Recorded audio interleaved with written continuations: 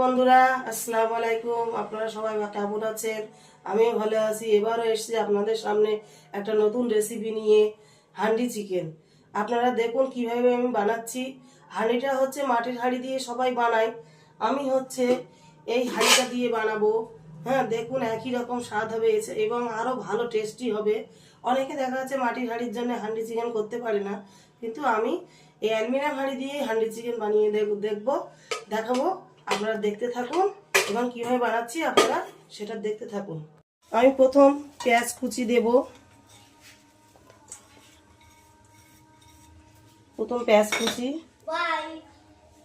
দেব, তারপরে আমি আদা রসুন বাটা দেব, তারপরে আমি লবণ দেব স্বাদ মতো।